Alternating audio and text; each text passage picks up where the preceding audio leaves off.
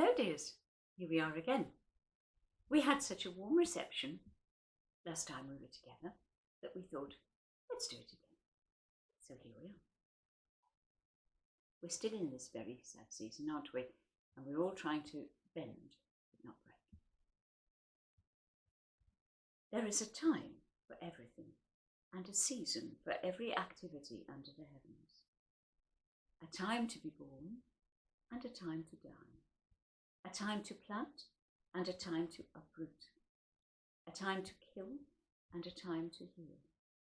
A time to tear down and a time to build. A time to weep and a time to laugh. A time to mourn and a time to dance. A time to scatter stones and a time to gather them. A time to embrace and a time to refrain from embracing. A time to search and a time to give up. A time to keep and a time to throw away. A time to tear and a time to mend. A time to be silent and a time to speak. A time to love and a time to hate. A time for war and a time for peace.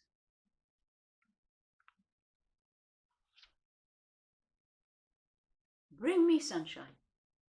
We all know who sang this one, don't we? And those of us of a certain age remember watching them on the TV on Saturday night, dancing away after their programme, singing this song. So here it comes. Bring me sunshine in your smile. Bring me laughter all the while. In this world where we live, there should be more happiness. So much joy you can give to each brand new bright tomorrow. Make me happy through the years. Never bring me any tears. Let your arms be as warm as the sun from up above. Bring me fun, bring me sunshine, bring me love. Bring me sunshine in your eyes. Bring me rainbows from the skies. Life's too short to be spent having anything but fun. We can be so content if we gather little sunbeams. Be light-hearted all day long. Keep me singing happy songs. Let your arms be as warm as the sun from up above. Bring me fun, bring me sunshine, bring me love.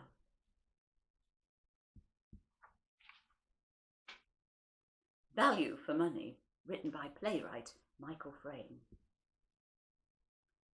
Oh, you live in the north, do you? How super, what fun.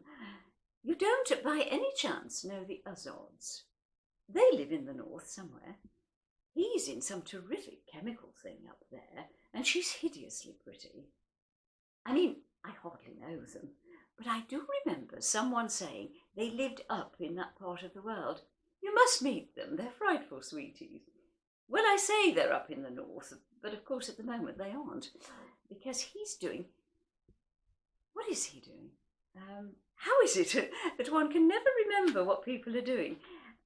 I think he's doing 5 years. I think I'm right in saying 5.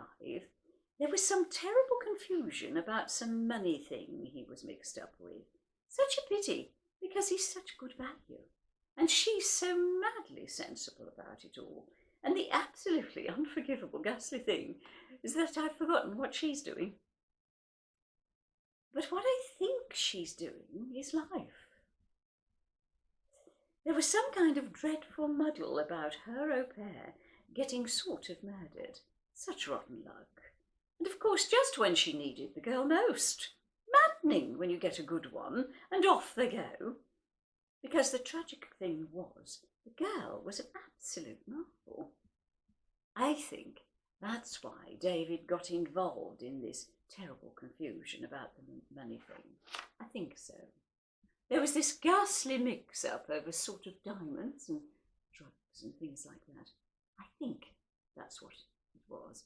Then Sue heard that David had got involved in this muddle about the money thing, and she thought, wow, and she got into this muddle about the murder thing. So absolutely awful when everyone involved is so awfully nice and such killingly good value. But you've never met them. And now they're up in the north. They're not up in the north any more. How sickening. Such a dreadful waste, somehow. No, I mean of the north. Still, I get the impression it's frightful fun living up there. And we all know that it is, don't we? This one is called a leaf. Somebody said in the crowd last eve that you were married, or soon to be. I have not thought of you, I believe, since last we parted. Let me see. 5 long summers have passed since then. Each has been pleasant in its own way, and you are but one of a dozen men who have played the suitor a summer's day. But nevertheless, when I heard your name coupled with someone's, not my own, there burned in my bosom a sudden flame that carried me back to the day that is flown. I was sitting again by that laughing brook, with you at my feet and the sky above, and my heart was fluttering under your look, the unmistakable look of love.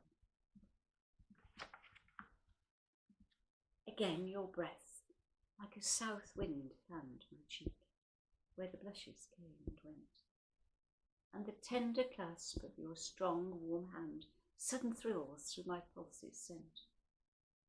Again you were mine by love's own right, mine forever by love's decree. So for a moment it seemed last night, when someone mentioned your name to me. Just for that moment I thought you mine, loving me, wooing me as of old. The tale remembered seemed half divine, though I held it lightly enough when told. Past seemed fairer than when it was near, as blessings brighten when taking flight. And just for a moment I held you, dear, and someone mentioned your name last night. What's that? This one, The King's Breakfast by A. Mill, is a request from you, Nick. It's for you. King's Breakfast. The king asked the queen, and the queen asked the dairymaid, "Could we have some butter for the royal slice of bread?" the queen asked the dairymaid. The dairymaid said, "Certainly. I'll go and tell the cow now, before she goes to bed." The dairymaid, she curtsied, and went and told the Alderney, "Don't forget the butter for the royal slice of bread." The Alderney said sleepily, "You better tell His Majesty that many people nowadays like marmalade instead." The dairymaid said fancy, and went to Her Majesty. She curtsied to the Queen, and she turned a little red. "Excuse me, Your Majesty, for taking the liberty, but marmalade is tasty if it's very thickly spread." The Queen said, "Oh," and went to His Majesty. "Talking of the butter for the royal slice of bread, many people think that marmalade is nicer. Would you like to try a little marmalade instead?" The King said, "Bother." And then he said, "Oh, dearie me." The King sobbed, "Oh, dearie me," and went back to bed. "Nobody," he whimpered, "could call me a fussy man. I only want a little bit of butter for my bread." The Queen said, "There, there," and went to the dairymaid. The dairymaid said, "There, there," and went to the shed. The cow said, "There, there, I didn't really mean it. Here's the milk for his porringer and butter for his bread." The Queen took the butter and brought it to His Majesty. The King said, "Butter, eh?" and bounced out of bed. "Nobody," he said, as he kissed her tenderly. "Nobody," he said, as he slid down the banister. "Nobody, my darling, could call me a fussy man. But I do like a little bit of butter to my bread."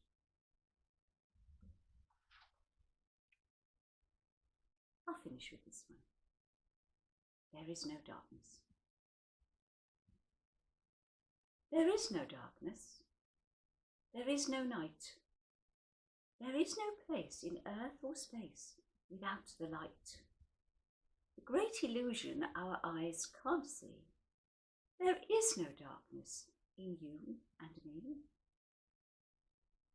When time began, when space was born, before the stars came out to shine and the worlds were formed, before the mountains and the earth's blue sky, all the universe was filled with light. There is no darkness. There is no light. There is no place in earth or space without the light. The great illusion our eyes can't see.